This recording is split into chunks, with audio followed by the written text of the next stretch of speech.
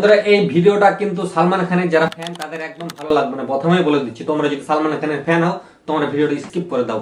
বন্ধুরা আমি দেখছি লাগাতার মোটামুটি 4-5 বছর থেকে সালমান খান প্রতি বছর ঈদে একটা বস্তা পচা সিনেমা নিয়ে চলে আসছে।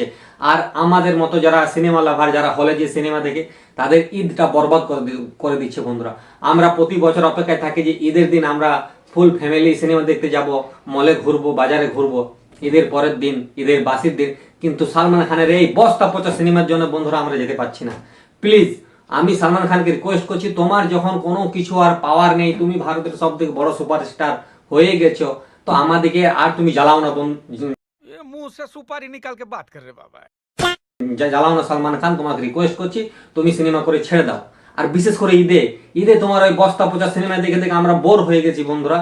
ওর ওর বস্তা পচা সিনেমার ভালো লাগছে না। কিসি কা ভাই কিসি কা জান, রাধে, রেস 3, আরো কি কি এত বস্তা পচা সিনেমার ভালো লাগছে না। Please please please Salman Khan, তুমি ঈদের সিনেমা করে ছেড়ে দাও বন্ধু।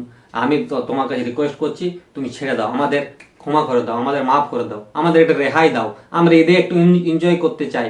আমরা আমির খানের সিনেমা, শাহরুখ খানের সিনেমা, ঋত্বিক রোশনের সিনেমা, রণবীর কাপুরের সিনেমা দেখতে চাই। ঈদে আমরা এনজয় করতে চাই, তোমার বস্তা পচা সিনেমা দেখতে চাই না। বন্ধুরা কাল বই দেখলাম সিকান্দার, এত বস্তা পচা থার্ড গ্রেড সিনেমা, মানে কি বলবো, হাফ টাইমের পর মনে হচ্ছে হলের ভেতরে আমি কান্না করি, বেরিয়ে আসতে মনে হচ্ছিল। বন্ধুরা প্লিজ তোমরা ওই সালমান খানের সিনেমাকে, এটা তো সুপার ফ্লপ হবেই, তোমরা দেখো কি না দেখো, সুপার ফ্লপ হবে, একদম ফালতু সিনেমা। আর তোমরা এই ভিডিওটা শেয়ার করো, সালমান খানের কাছে যেমন পৌঁছয়, আর ও যেমন ঈদে সিনেমা করা ছেড়ে দেয়। আমরা ঈদে একটু এনজয় করতে চাই। চলো, ওকে, বাই বাই, খুব রাগে আছি।